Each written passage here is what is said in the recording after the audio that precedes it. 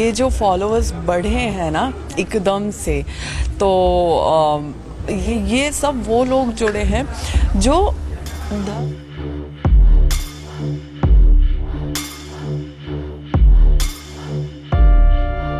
इसकी सच्चाई क्या है? अगर आप कैलाश आनंद जी के साथ जुड़ी हुई हैं, आप उनकी शिष्या हैं या आपको साध्वी जो कहा जा रहा है, इसके पीछे क्या तथ्य है वो आप बताइए। देखिए, मुझे जो एक टैग दिया गया है, टाइटल दिया गया है साध्वी का, वो नहीं देना चाहिए क्योंकि मैं साध्वी नहीं हूँ।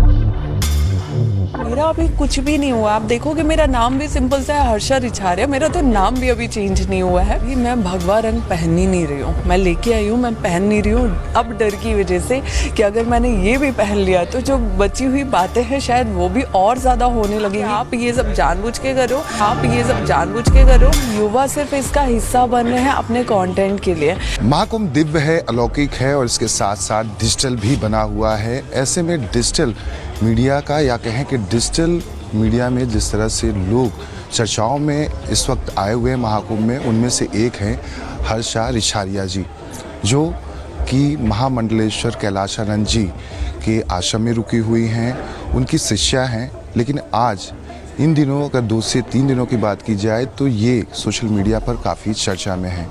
लोग इन्हें साध्वी भी बोल रहे हैं, लोग इन्हें शिष्या भी बोल रहे हैं, लोग इन्हें इन्फ्लुएंसर और एंकर भी बोलते हैं। आखिर क्या कुछ इसकी सच्चाई है? हम हर्षा जी हमारे साथ मौजूद हैं, हम इनसे जानेंगे। अच्छा जी, आपसे जानना चाहेंगे, अलग अलग बातें आपके बारे में सोशल मीडिया पर फैली हुई हैं और आपका जो क्रेज़ है सोशल मीडिया पर देखा जा रहा है कि पिछले 2 से 3 दिनों में आपके 1 मिलियन से ज़्यादा फॉलोअर बढ़ चुके हैं इंस्टाग्राम पे। देखिए, ये जो फॉलोअर्स बढ़े हैं ना एकदम से, तो ये खुद में एक पॉजिटिव चीज़ मैं इसको लेके चल रही हूँ, क्योंकि अब वो जो जितने 10-11 लाख लोग मुझसे जुड़ गए हैं, ये सब वो लोग जुड़े हैं जो सनातन धर्म को और सनातन संस्कृति को देखना, समझना, महसूस करना चाहते हैं। क्योंकि मेरे पिछले 1-1.5 साल के आप प्रोफाइल अगर देखोगे लास्ट का, तो उसमें मैं सिर्फ सनातन की ही बात कर रही हूँ, मैं उसमें जागरूकता की ही बात कर रही हूँ, मैं लोगों को धर्म के बारे में बताने के लिए ही बात कर रही हूँ। तो जो लोग जुड़े हैं उनको सिर्फ वही कुछ जानने और देखने को मिलेगा। लेकिन इसकी सच्चाई क्या है? अगर आप कैलाश आनंद जी के साथ जुड़ी हुई हैं, आप उनकी शिष्या हैं या आपको साध्वी जो कहा जा रहा है, इसके पीछे क्या तथ्य है वो आप बताइए। देखिए, मुझे जो एक टैग दिया गया है, टाइटल दिया गया है साध्वी का, वो नहीं देना चाहिए क्योंकि मैं साध्वी नहीं हूँ। साध्वी बनना, साध्वी होना या उस पद तक पहुँचना खुद में एक बहुत कठोर तपस्या जैसा है, साधना जैसा है। उसके संस्कार होते हैं, उसके रिचुअल्स होते हैं, और मेरा अभी कुछ भी नहीं हुआ। आप देखोगे मेरा नाम भी सिंपल सा है, हर्षा रिछारिया। मेरा तो नाम भी अभी चेंज नहीं हुआ है, लेकिन उसको साध्वी हर्षा लोगों ने कर दिया है, जो अभी नहीं करना चाहिए।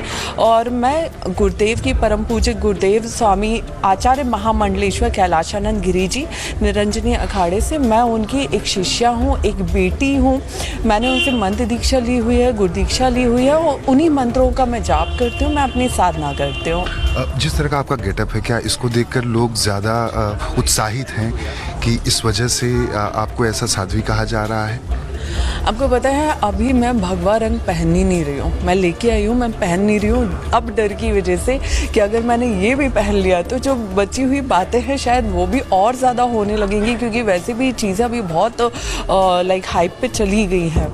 तो मेरा जो गेटअप है ये पहले भी ऐसे ही रहता था, और मैं इसलिए आई थी कि यहाँ पे मैं उसी जो हमारा सनातन रंग है, सनातन धर्म है, सनातन संस्कृति है, मैं उसमें रम के रहना चाहती हूँ। इसलिए मैं धोती कुर्ता पहन के आराम से रहना चाहती हूँ। मोस्टली मैं साड़ीज़ पहनती थी यहाँ आके, क्योंकि साड़ी में हर जगह एकदम से वॉक करना, भागना इसलिए नहीं होता है।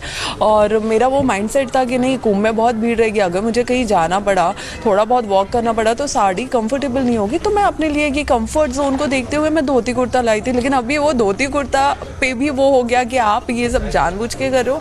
तो इंसान का अपना एक कंफर्ट जोन होता है कि आप जब धर्म से जुड़े हो, संस्कृति से जुड़े हो, आपको अगर कुछ भी करना है तो आप किस चीज़ में ज़्यादा कंफर्टेबल हो और कौन सी चीज़ आपको दायरे में रख रही है।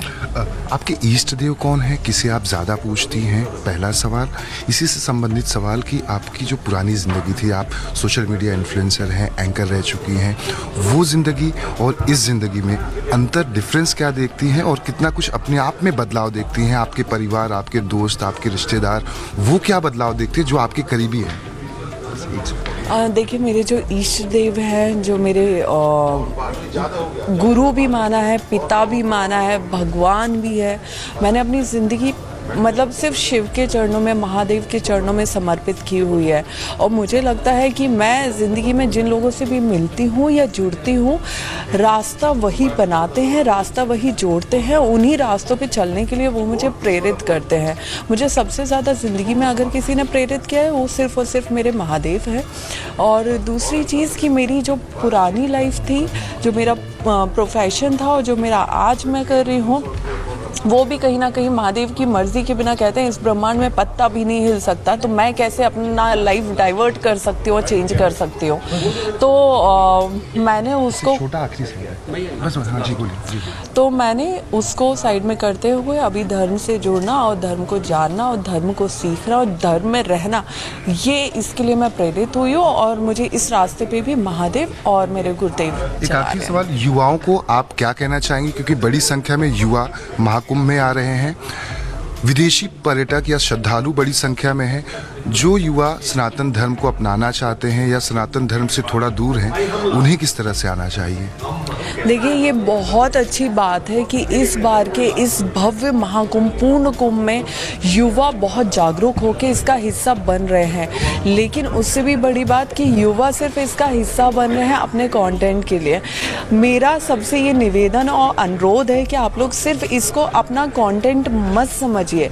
यहाँ वो महान तपस्वी आते हैं, साधु संत आते हैं, जिनसे हम नॉर्मली मिलने को तरसते रह जाएंगे, तो भी उनका आशीर्वाद, उनका सानिध्य हमें प्राप्त नहीं हो सकता है। तो ऐसे में अगर आप यहाँ आ रहे हैं, आपको ये सौभाग्य मिल रहा है कि आप तीर्थराज प्रयाग की धरा पे आए, तो मुझे लगता है कि ये जितने भी महान तपस्वी हैं, साधु संत हैं, उनका आशीर्वाद प्राप्त कीजिए, उन्हें समझिए, उनसे धर्म संस्कृति के बारे में जानिए, क्योंकि ये मौका फिर जिंदगी में दोबारा नहीं आएगा। Thank you so much. ये थी हर्षा इशारिया जी, न्यूज़ 24 से खास बातचीत कर रही थी।